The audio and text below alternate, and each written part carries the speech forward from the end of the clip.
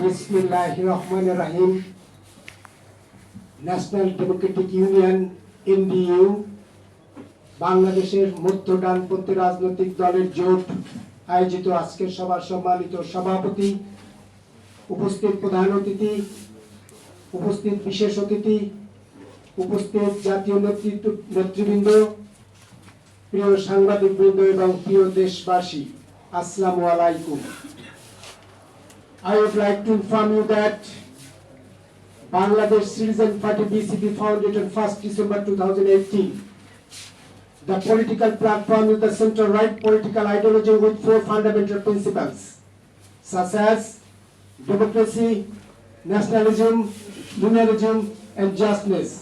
The slogan is, all power to the people, democracy is our policy, nationalism is our faith, and liberalism is our economy.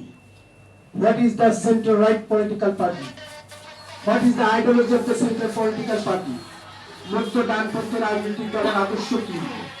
আমরা মধ্য ডানপন্থী রাজনৈতিক দলের আদর্শের মধ্যে রয়েছে উদারতাবাদ, ন্যায়পরায়ণতা, ন্যায় বিচার এবং গণতন্ত্র। সেই সাথে মুক্ত বাজার অর্থনীতি, সীমিত সরকারি ব্যয় এবং আরো অনেক নীতিগুলো সংযুক্ত হয়েছে। আপনারা সকলে জানেন, বাংলাদেশে এক অনন্য ঘটনা জুলাই বিপ্লব। গণমানুষের জমে থাকা ক্ষোভ, দীর্ঘদিনের শোষণ বঞ্চনা, এই জাগরণ ছিল একটা আশার আলোর বাতিকা। একবিংশ শতাব্দীর সারা জাগানো এই বিপ্লব এখন প্রশ্ন উঠেছে, বাংলাদেশ কি পেয়েছে? জুলাই বিপ্লবের মাধ্যমে আমরা যে সংস্কারগুলো লক্ষ্য করেছিলাম, আশা করেছিলাম, সেই সংস্কারগুলো আমাদের অর্জিত হয়নি। আমরা নির্বাচন চাই। নির্বাচন হলো গণতন্ত্রের প্রধান ধাপ এবং এই নির্বাচন আমরা সঠিকভাবে চাই। যে নির্বাচন রাষ্ট্র সংস্কার না করে নির্বাচন, সংবিধান সংস্কার না করে নির্বাচন, তবে কি আমরা আরো একটি স্বৈরাচারের দিকে ধাবিত হচ্ছি? আজ আমরা গণপরিষদ নির্বাচন চেয়েছিলাম, হলো না। 53 বছরের পুরাতন সংবিধান পরিত্যাগ করে আমরা নতুন সংবিধান চেয়েছিলাম, কিন্তু সেটিও হলো না। কেন হলো না?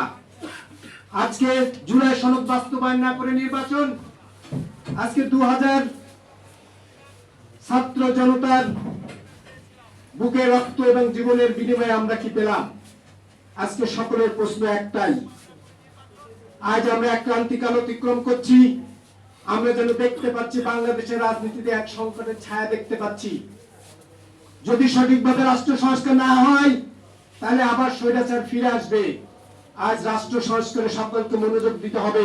যে রাষ্ট্র হবে আমাদের সকল আশা আকাঙ্ক্ষা প্রতিফলিত হবে, যে রাষ্ট্র হবে হিন্দু মুসলমানের, যে রাষ্ট্র হবে বৌদ্ধ খ্রিস্টানের, যে রাষ্ট্র হবে ধনী গরিব সমতলী পাহাড়ি সবার সমান রাষ্ট্র, যেখানে আমরা যদি সঠিক সিদ্ধান্ত না নিই তাহলে আমরা হারাবো। আজ জিওপলিটিক্সে বাংলাদেশের ভূমিকা অত্যন্ত গুরুত্বপূর্ণ। এশিয়া প্যাসিফিক রিজনে শান্তি শৃঙ্খলা বজায় রাখা অত্যন্ত গুরুত্বপূর্ণ। সেজন্য আন্তর্জাতিক রাজনীতি বোঝার এবং বাস্তবায়ন করার জন্য আমাদের মাঝে অনেক প্রতিভাবান রাজনীতিবিদ রয়েছেন, যারা সবাই মিলে আমরা একটা সোনার বাংলাদেশ করতে পারি।